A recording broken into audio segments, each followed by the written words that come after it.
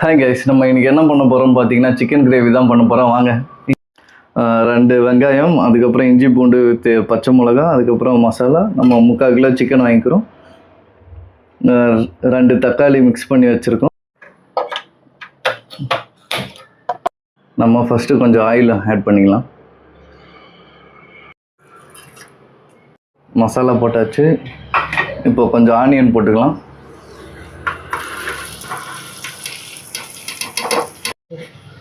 இது கொஞ்சம் கோல்டிஷ் ஆகிற வரைக்கும் வதக்கிக்கலாம். இது இஞ்சி பூண்டு பேஸ்ட் போடுறோம்.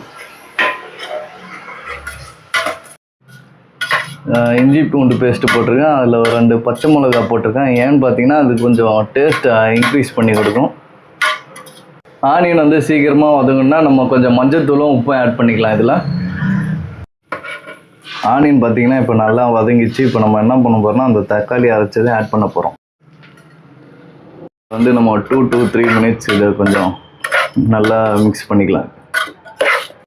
இப்போ நம்ம மசாலாலாம் ஆட் பண்ணிக்கலாம். இப்போ என்ன இருக்குன்னு பார்த்தீங்கன்னா மிளகாத்தூள், மல்லித்தூள், கொஞ்சம் சிக்கன் மசாலா, அதுக்கப்புறம் கரம் மசாலா. நம்ம ஸ்டார்டிங் வந்து கொஞ்சம் தான் சால்ட் ஆட் பண்ணோம். அதெல்லாம் இப்போ கொஞ்சம் எக்ஸ்ட்ராவாக ஆட் பண்ணிக்கிறோம். அவ்வளோதான்.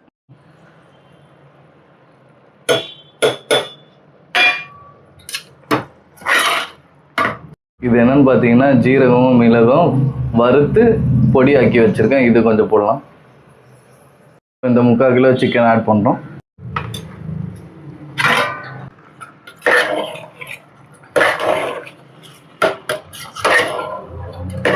இந்த மசாலாவோட இப்போ கொஞ்சம் சிக்கன் நல்லா வதங்கியிருக்கு. தக்காளி அரைச்ச தண்ணி இருக்குது. இது கொஞ்சம் ஊற்றிடலாம். இது போக இன்னும் கொஞ்சோண்டு தண்ணி ஊற்றிக்கலாம்.